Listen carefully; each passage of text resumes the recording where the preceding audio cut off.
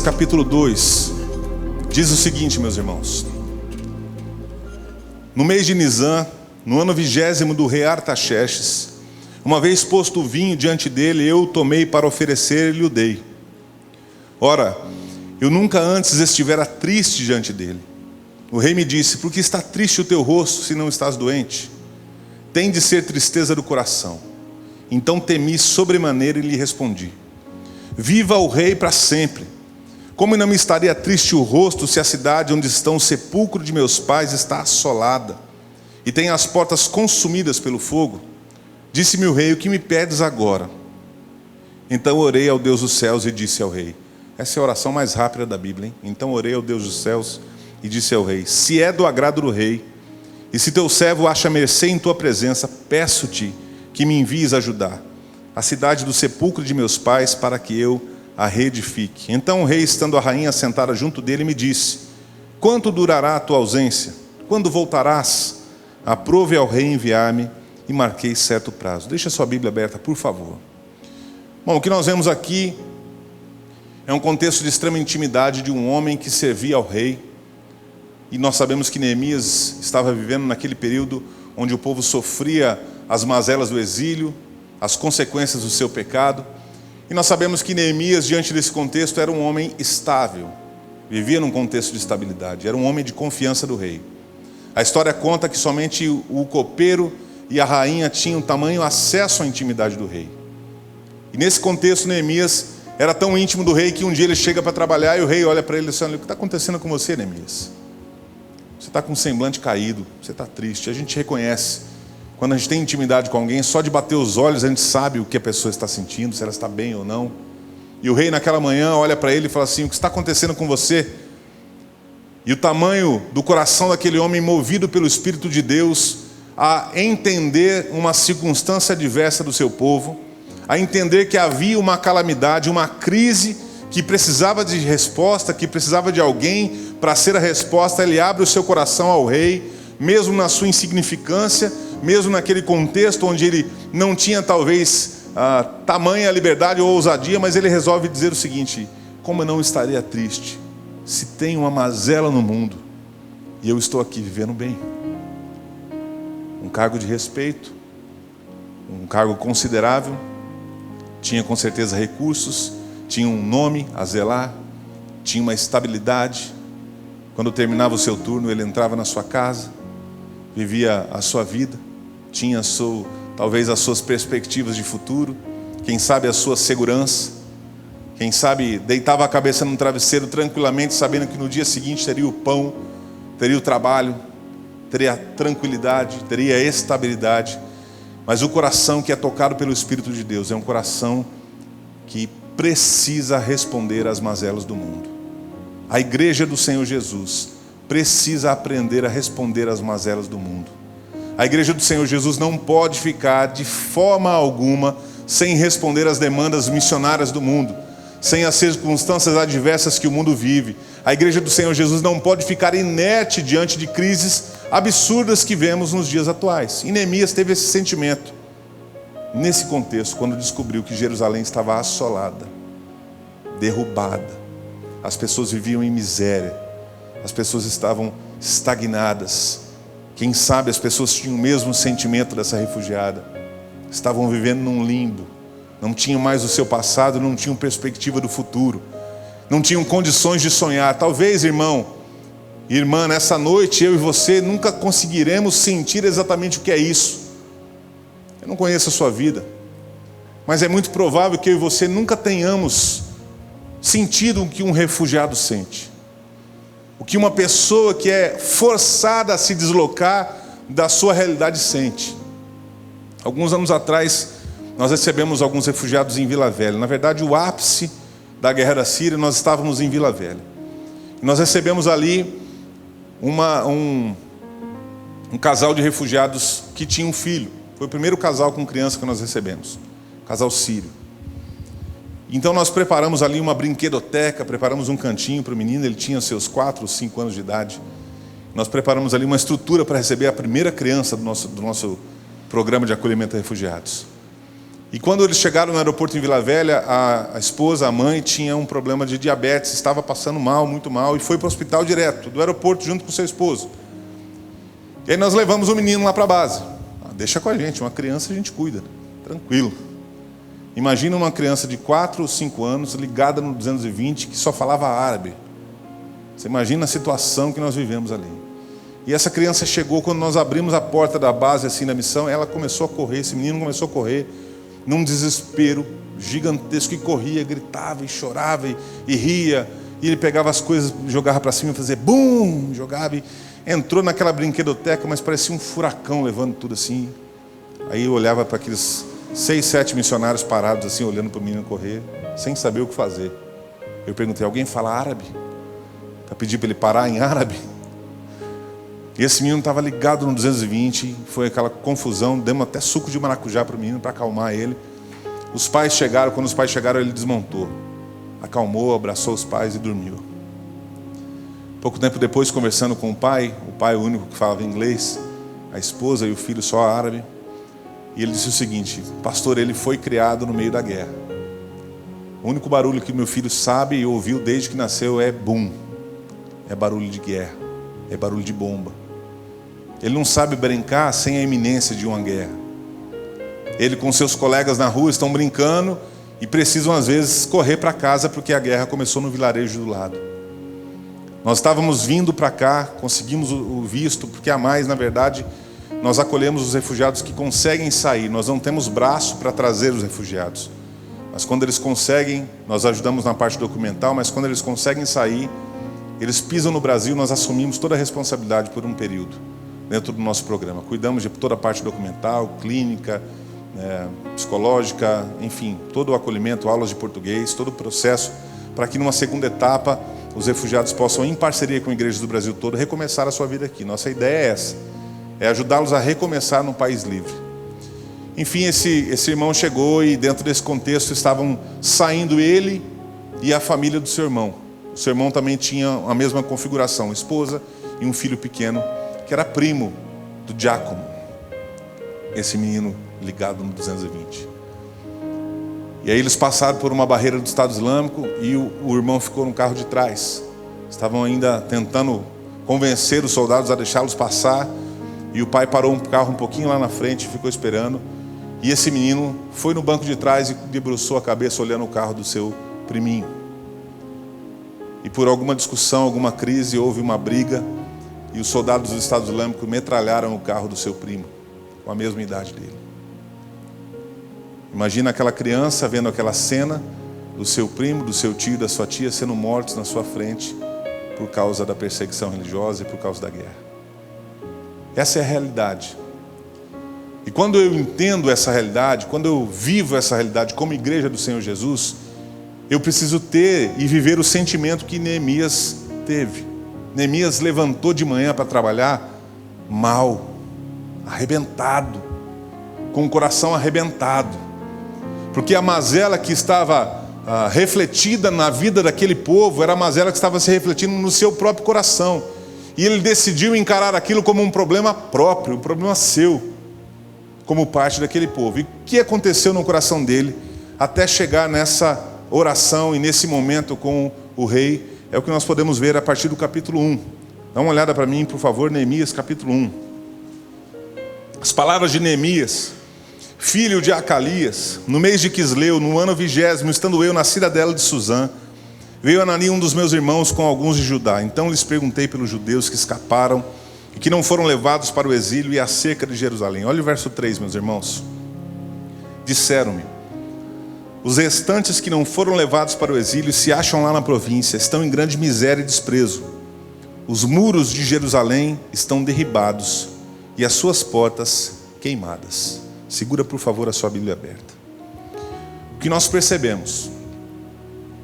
Que a primeira forma de nós termos resposta para a crise humanitária, para as demandas missionárias, para as crises da sociedade local, para o problema de crianças abandonadas, para o problema de jovens perdidos nas drogas, para crises da sociedade em geral, em especial o tema que estamos abordando aqui, o que precisa acontecer no meu e no seu coração para que a gente se importe com a causa de 80 milhões de refugiados no mundo.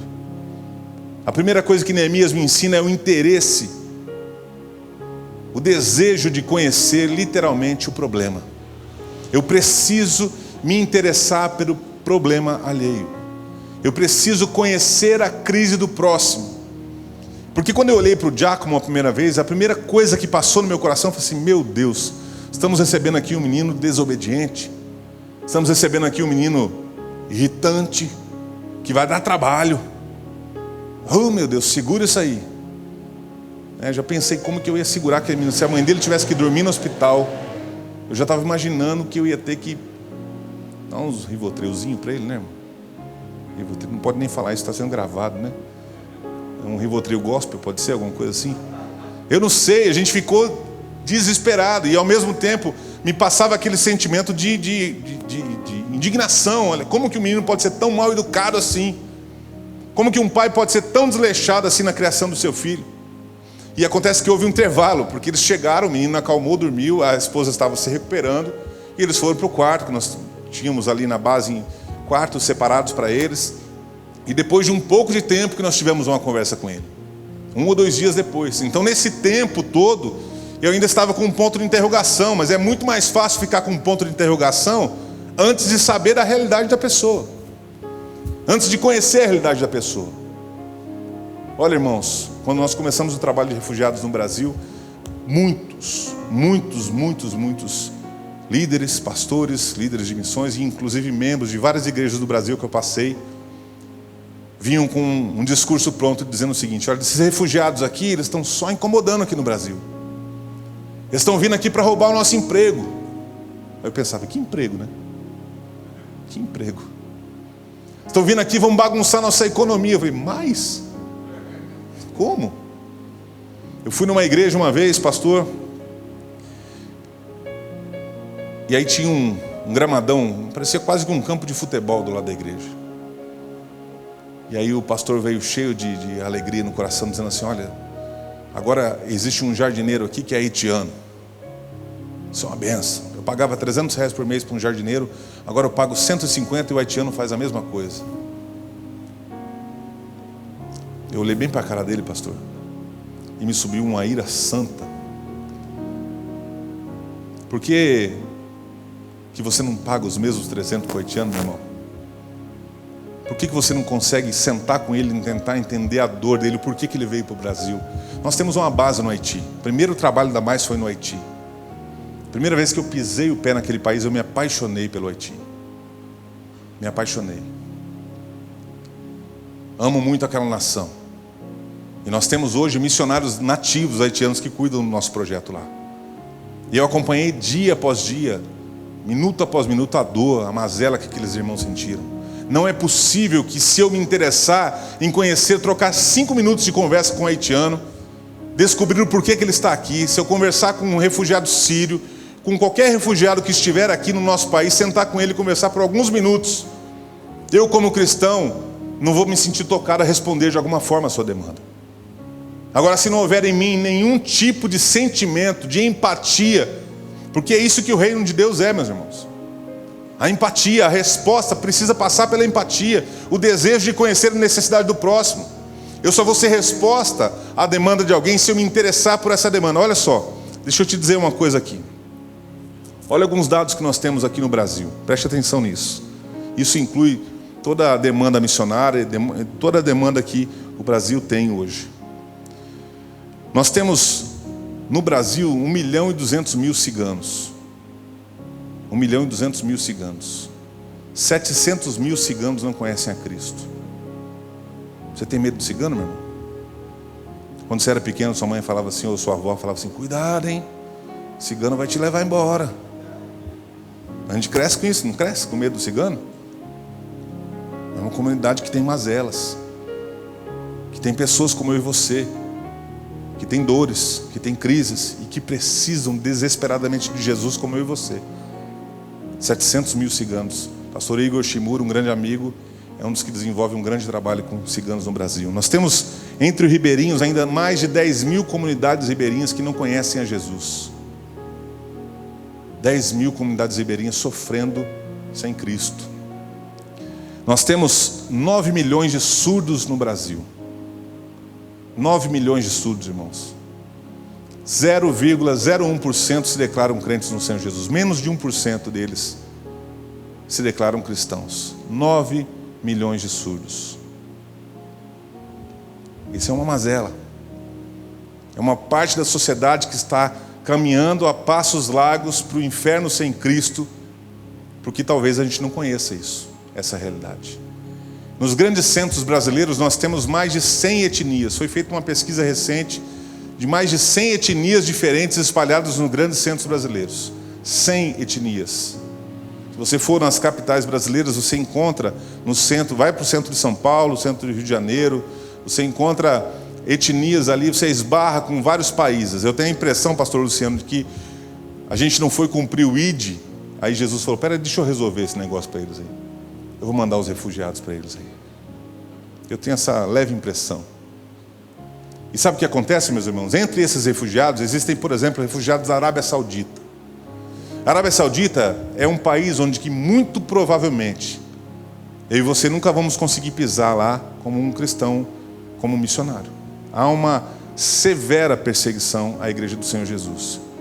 E se nós olhássemos para os refugiados que vêm da Arábia Saudita como potenciais missionários, pregássemos, falássemos do amor, respondêssemos às suas crises, desejássemos conhecer as suas crises, abraçássemos eles como família na fé, você sabe que eles poderiam voltar para o seu país como uma bomba, mas agora do Evangelho, como potenciais missionários. Mas irmãos, nós só vamos responder isso o dia que nós tivermos interesse genuíno. Eu louvo a Deus por essa igreja e por tantas outras que tenham passado pelo Brasil que abraçam refugiados. Nós temos aqui um refugiado que é diácono da igreja. Ele está ali? Onde ele está? Oi? Oles. Oles está aí? Oles. Deus abençoe sua vida, meu irmão. Amém. Glória a Deus pela sua vida. Isso para mim é um privilégio, ver uma cena como essa. Mas quantos olhos existem aqui em Maringá? Quantos mais existem pelo Brasil? A crise da Venezuela espalhou refugiados pelo Brasil todo. A crise no Haiti também espalhou refugiados no Brasil todo. Conhecer essas demandas, conhecer essa crise. E Neemias fez o seguinte, olha, por favor me fale. Por favor me fale, como está o meu povo? Mas olha o que acontece no verso 4, meus irmãos. Depois que ele descobre a cena, a situação. Tendo eu ouvido essas palavras, assentei-me e chorei, e lamentei por alguns dias. Tendo eu ouvido essas palavras, assentei-me e chorei, e lamentei por alguns dias. Pelo que a igreja está chorando, pelo que eu e você estamos chorando. O que mexe com o nosso coração? O que tem chacoalhado a sua vida? Às vezes nós choramos muito pelas nossas próprias causas. Talvez, melhor dizendo, na maioria das vezes nós choramos pelas nossas próprias crises, nossas próprias dificuldades.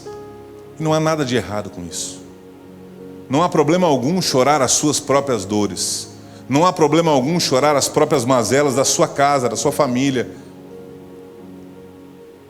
Mas a necessidade do mundo precisa levar a igreja a chorar, a sentir, a ter um peso no coração como se aquela dor fosse própria. Estávamos alguns anos atrás, 2014 se não me engano, na nossa base em Vila Velha, nós recebemos um telefonema de um pastor paquistanês que tinha sido preso. Ele e sua esposa estavam num culto, numa das igrejas que ainda há pouca liberdade no Paquistão. Algumas poucas igrejas têm liberdade. E os policiais entraram durante uma reunião e foram prender o pastor. O pastor estava na frente ministrando e foram prender o pastor. A sua esposa estava sentada no primeiro banco. E quando ela viu aquela cena, ela tentou defender o seu marido, ela se levantou para tentar mexer com os policiais e ela ganhou um soco no rosto, pegou no queixo dela, ela caiu ao chão quase que desmaiada. Um dos soldados enrolou a mão nos seus cabelos e foi arrastando a mulher pela igreja fora e levou presa junto com seu esposo. Essa notícia chegou na nossa base e a gente, infelizmente, lida muito com isso. É quase que corriqueiro. Até um dos problemas que a gente precisa entender é que a mazela do mundo, ela não pode tornar a gente frio, porque a gente está acostumado demais a ver desgraça, né? E aí mais uma das missionárias nossa, ela entrou em crise por causa dessa notícia. Eu perguntei, mas por que você está em crise? Porque isso é uma coisa que a gente vê todo dia. O que aconteceu que te deixou assim? Ela falou, olha, duas coisas. A primeira é que se ele é pastor da Igreja de Cristo, ele também é meu pastor. Se ele é um pastor da Igreja do Senhor Jesus, ele também é meu pastor.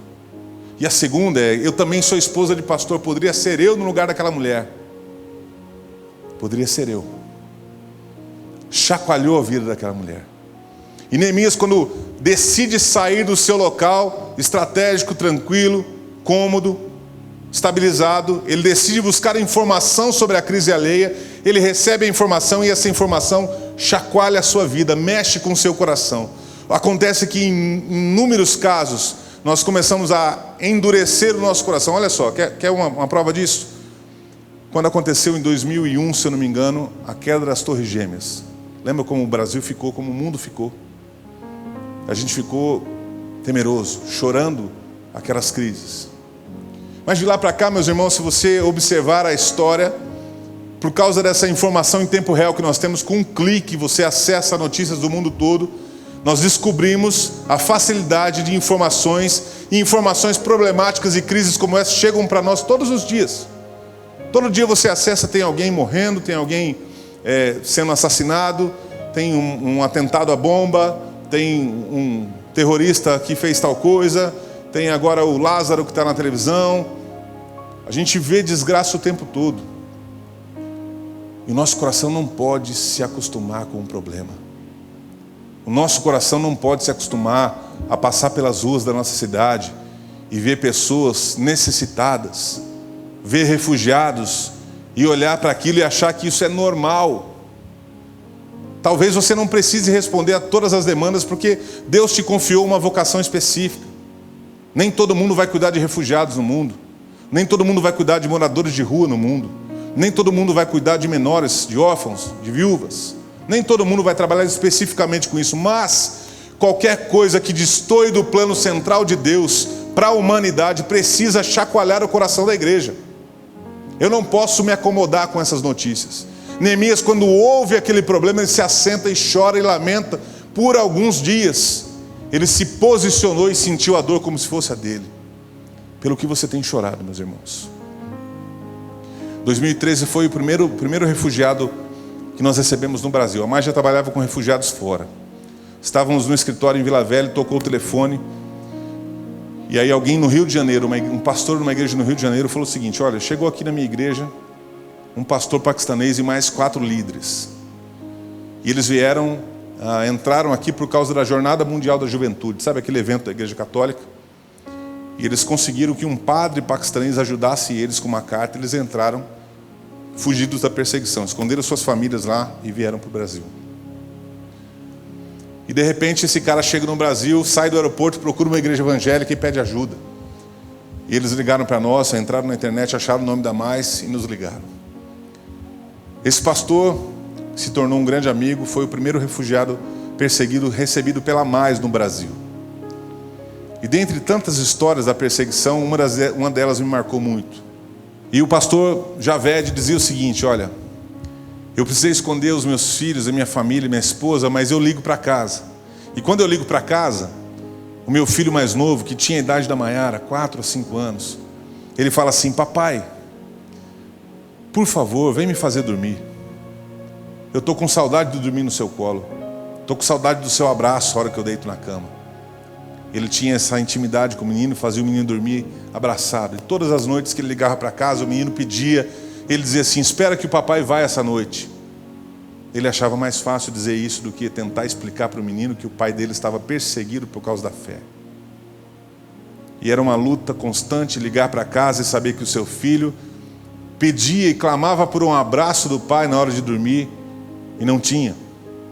E foi assim, semana após semana, mês após mês, até que um dia o pastor Javed faz uma oração dizendo o seguinte: pai, por favor, meu filho não tem culpa disso.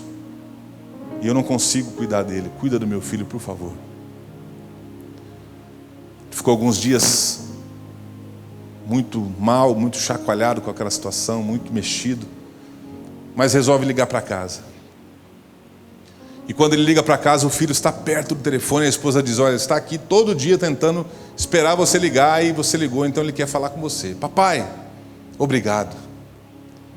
Obrigado porque da última vez que o senhor prometeu que vinha, o senhor veio. Eu estava deitado na minha cama e eu senti um abraço tão quentinho, tão gostoso. Obrigado, papai. Pena que quando eu acordei, o senhor já tinha ido embora. Volta mais vezes, papai. Volta mais vezes. Meus irmãos, eu tenho certeza que foi o próprio Senhor Jesus que abraçou aquela criança naquela noite. Eu tenho plena convicção no meu coração de que Deus esteve naquele leito, naquela noite, afofando a cama daquela criança, abraçando aquele menino.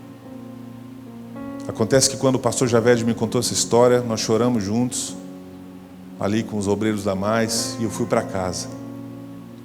E quando eu abri a porta da minha casa, meus irmãos, meus filhos vieram correndo na minha direção. Me abraçaram, me beijaram.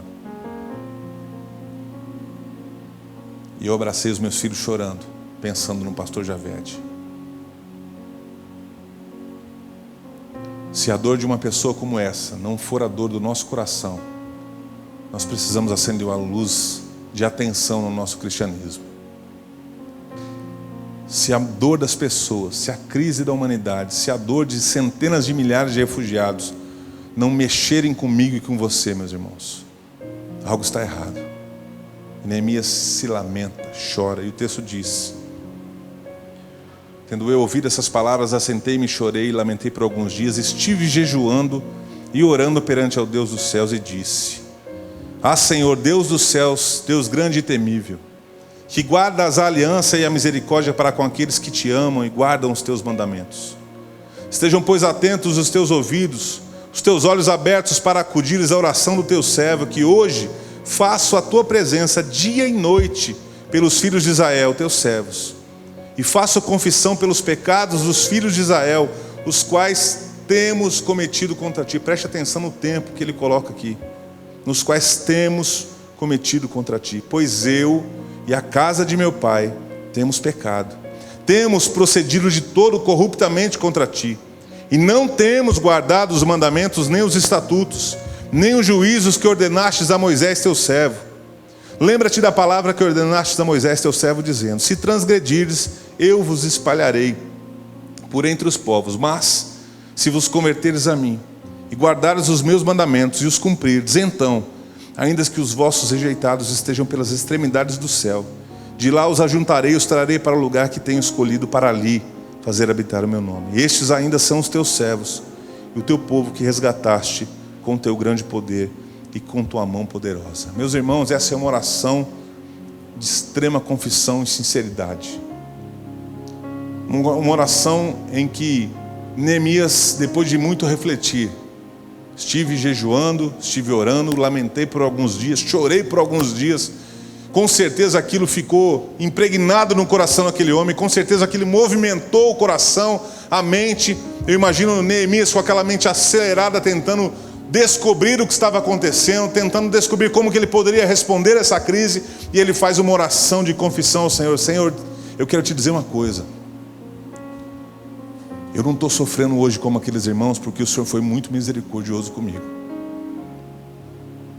Porque eu e a casa do meu pai temos pecado. Nós pecamos. Nós erramos. Nós ferimos o teu coração. Nós demos as costas para o Senhor, como todos eles. E eu estou aqui hoje porque o Senhor é muito gracioso. Nós não estamos vivendo a estabilidade que vivemos, irmãos, porque somos mais queridos por Deus. Nós não temos essa liberdade que nós temos hoje aqui, essa estrutura que nós temos, e graças a Deus por ela. Não temos ela porque nós somos crentes melhores. É porque Deus é muito misericordioso. O apóstolo Paulo, quando defende o seu apostolado, seu ministério apostólico para a igreja em Corinto, nós sabemos que haviam falsos profetas, falsos apóstolos, tentando destruir tudo que o apóstolo Paulo tinha construído naquela igreja, tentando distorcer os ensinamentos, tentando acabar e bagunçar a doutrina da igreja. E o apóstolo Paulo então começa a defender o seu ministério apostólico. Capítulo 10, 11 e 12 da segunda carta aos Coríntios, ele começa a falar de toda a sua estrutura de vida, de todo o sofrimento que ele passa por causa do Evangelho. Ele começa a dizer: olha, eu tenho motivo para me gloriar, mas eu prefiro me gloriar na cruz de Cristo. Capítulo 12 ele fala: eu tive uma experiência. E você lembra que aquela passagem ele fala: olha, um homem foi ao céu, não sei se no corpo ou fora do corpo, Deus não sei, Deus o sabe. Uma experiência que ele tinha tido há 14 anos atrás, e ele disse que essa experiência no céu foi uma experiência sobrenatural. Ele ouviu palavras inefáveis que ele não era digno nem de se referir a elas. Mas quando ele sai dessa experiência, havia ali um mensageiro de Satanás para lhes bofetear o rosto, a fim de que não se ensoberbecesse. Foi-me posto um espinho na carne. E esse espinho, a gente não sabe o que é esse espinho, né? A gente não sabe se é um problema físico, um problema emocional, se ele tinha um problema nas vistas, se ele era corintiano, a gente não sabe. Tinha um espinho na carne, alguma coisa que incomodava Paulo. Mas a palavra espinho é a palavra skolops, uma palavra grega para explicar a estaca que era colocada em homens condenados. Era uma estaca colocada sobre a pele das pessoas que feria e matava lentamente os condenados. Era uma expressão de dor contínua. Não era uma ferpinha. Ninguém ora ao Deus dos céus pedindo 3 vezes para tirar uma ferpa do dedo, não. Um espinhozinho de rosa. Paulo orava sabendo que de fato havia algo no coração dele que o incomodava, algo na sua carne, algo na sua mente, algo no seu emocional. Não sabemos ao certo, mas nós sabemos que ele orava ao Deus dos céus, e Deus dizia para ele, letra após letra: minha graça te basta, fica aí na sua. E Paulo sabia que, e olha que coisa interessante, né? Ele foi aos céus, e quando desceu havia um mensageiro de Satanás para lhes bofetear o rosto, aquele tapa de desprezo na cara, para lembrar quem ele era. Ele poderia se vangloriar dessa experiência sobrenatural. Ele poderia se vangloriar das suas marcas de perseguidor para maior pregador do Novo Testamento, de agora um homem plantador de igreja, um referencial do Evangelho. Ele podia se vangloriar, achar que ele estava agora no suprassumo da vida cristã. Mas ele se gloriava, ele sentia prazer nas fraquezas, porque a fraqueza fazia Paulo lembrar quem ele era. E só fazia Paulo lembrar que ele estava onde ele estava porque Deus era misericordioso com ele. Nós não estamos onde estamos hoje, meus irmãos, porque nós temos algum merecimento diante do Senhor. Estamos aqui por graça, um favor imerecido. E quando nós não olhamos para as pessoas à nossa volta que sofrem, quem sabe está nos faltando graça no olhar. Neemias faz essa oração de confissão dizendo: Senhor, eu estou bem lá, eu estou tranquilo, eu sou copeiro do rei, estou vivendo estável, tenho um bom salário, tenho respeito, vivo uma vida digna. Muitos estão sofrendo as mazelas aí, as crises do exílio, mas eu estou bem. Mas eu sei que eu estou aqui porque o Senhor foi muito misericordioso comigo. Então, por favor, alcança essas pessoas com misericórdia, igual o Senhor me alcançou. E aí ele faz uma oração final, meus irmãos, no verso 11. Ah, Senhor, estejam, pois, atentos os teus ouvidos à oração do teu servo, e a dos teus servos que se agradam de temer o teu nome. Concede hoje que seja bem sucedido o teu servo, e dá-lhe mercê perante esse homem. E nesse tempo eu era copeiro do rei. Quando eu falei para você que Neemias orou ao Deus dos céus e disse ao rei na oração mais rápida da Bíblia, não era uma oração que ele elaborou naquele momento. Eu tenho a impressão que naquele momento Neemias disse assim: Senhor, é agora. Senhor, eu estou pronto, é agora, a chance é essa. Porque o coração de Neemias estava quebrantado, primeiro por saber e se envolver com a necessidade do próximo. Segundo, por chorar a dor de alguém como se fosse a sua. Terceiro, por saber exatamente que a graça do Senhor havia alcançado, por isso ele estava lá como copeiro do rei. Ele não era digno de estar ali, mas o Senhor foi misericordioso. Ele estava orando para que Deus usasse da mesma misericórdia para com o próximo. E ele disse: Senhor, eu quero isso. Eu quero ser resposta. Eu estou disposto a abandonar toda a estrutura que eu tenho aqui para ser resposta. Eu estou disposto a me movimentar, a sair do meu marasmo, quem sabe do meu marasmo espiritual, religioso. Eu estou disposto, quem sabe, a dar um passo em direção ao próximo, mas um passo efetivo, não apenas de informação, não apenas de uma ajuda pontual, mas dar a minha vida pelo próximo, porque, irmãos, nós estamos aqui para duas coisas nessa terra: para viver para a glória de Deus e para o serviço do reino. É para isso que a gente está aqui. Tudo que temos, tudo que Deus lhe confiou nas mãos, é para isso. É para a glória dele e para avanço do seu reino. Não é para a glória dele e para avanço da sua vida apenas, da sua estabilidade apenas. Eu não estou aqui dizendo que você não precisa ter uma vida estável, tranquila, mas estou dizendo que isso não pode ser a primazia do nosso coração. Ele faz uma oração dizendo: Senhor, eu estou aqui. Eu quero terminar te contando a história de um homem que era refugiado. A história dos moravianos talvez você conheça, mas a história dos moravianos é uma história repleta de situações de refugiados, pessoas que foram acolhidas por um homem chamado Conde Zinzendorf. E esse homem acolheu esses irmãos, começou uma comunidade, e essa comunidade se tornou a maior comunidade enviadora de missionários no mundo. Não há uma missão eclesiástica ou para-eclesiástica que tenha enviado tantos missionários para o mundo como os irmãos moravianos. Anote aí para você pesquisar depois a história deles, se você não a conhece ainda. Mas dentre tantas histórias, eu quero contar para você a história do oleiro. Já no fim da sua vida, já no fim do seu trabalho, quando muitos já tinham sido enviados de formas fantásticas, lindas, Deus promoveu um avivamento tão grande, missionário, para responder às crises da humanidade. Chegou até o Conde Zinzendorf, um homem, dizendo o seguinte: eu sou do Alasca e eu tenho a necessidade aqui para compartilhar com você. Entre os esquimós, nós não conhecemos a Cristo, e nós gostaríamos de ter um missionário entre os esquimós no Alasca. Então eu venho aqui para te pedir, para você enviar um missionário. E ele foi dormir aquele dia, quando Zinzendorf foi dormir muito inquieto, porque já havia acontecido um grande movimento, ele tinha investido muito recursos, as pessoas treinadas da igreja já tinham ido, agora estavam naquele processo de renovação para enviar outras pessoas, não havia condição naquele momento de enviar. Mas ele vai dormir inquieto com aquilo, sabendo que precisava responder a uma crise, a uma necessidade do mundo. E aí ele sonha naquela noite e o Senhor Jesus diz para ele: quem vai é o oleiro. Ele acorda daquele sono e começa a pensar quem era o oleiro. Aí ele lembra que na sua igreja tinha um senhor de meia idade, muito calado, muito quieto, quase não conversava com ninguém, vivia sozinho. E aí ele levantou cedo e foi para a casa do oleiro, dizendo o seguinte: olha, o Senhor me falou em sonho, eu venho aqui te trazer um recado que você precisa atender uma demanda missionária, a uma necessidade.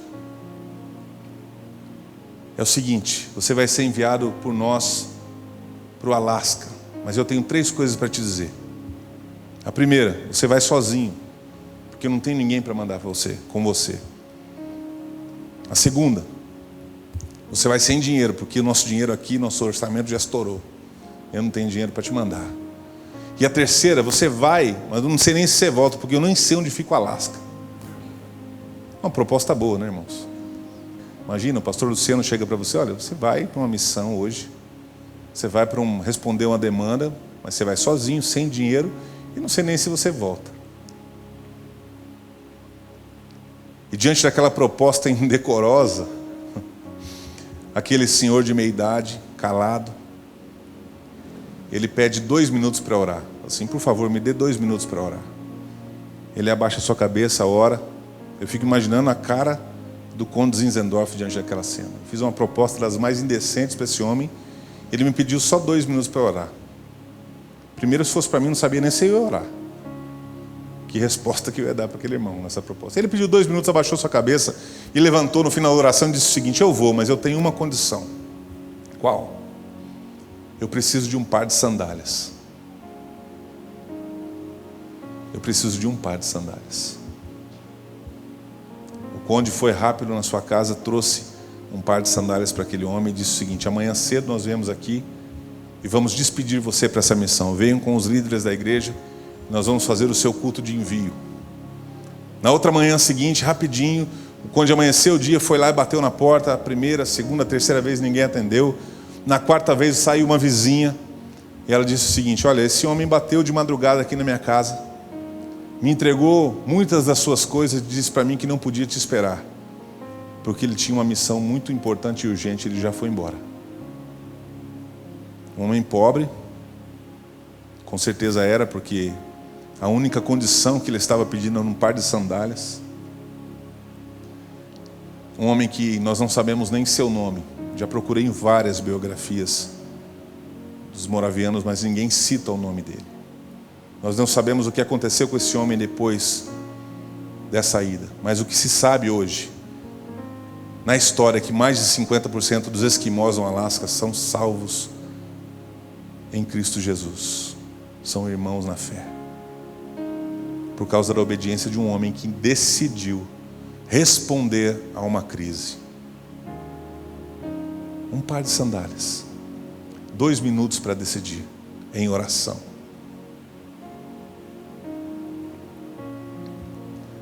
Ah, Senhor, estejam, pois, atentos os teus ouvidos à oração do teu servo. É dos teus servos que se agradam de temer o teu nome. Concede hoje que seja bem sucedido o teu servo e dá-lhe mercê perante esse homem. Nesse tempo, eu era copeiro do rei. Nós sabemos o que Neemias fez depois disso. Nós sabemos o que aconteceu com Jerusalém depois disso. Nós sabemos o que Deus fez por intermédio de um homem obediente, de um homem que se colocou no lugar do próximo e respondeu uma mazela. A crise está aí, irmãos, às nossas portas. Eu louvo a Deus por aquilo que essa igreja tem feito, mas eu tenho plena certeza no meu coração que nós podemos ainda mais, porque aqui estamos para a glória do Senhor e para o avanço do seu reino. Que Deus continue nos abençoando poderosamente, continue usando a vida dessa igreja, a sua vida, todos os dias, para que sejamos Neemias na vida de alguém. Que Deus te use para ser Neemias na história de alguém, em nome de Jesus.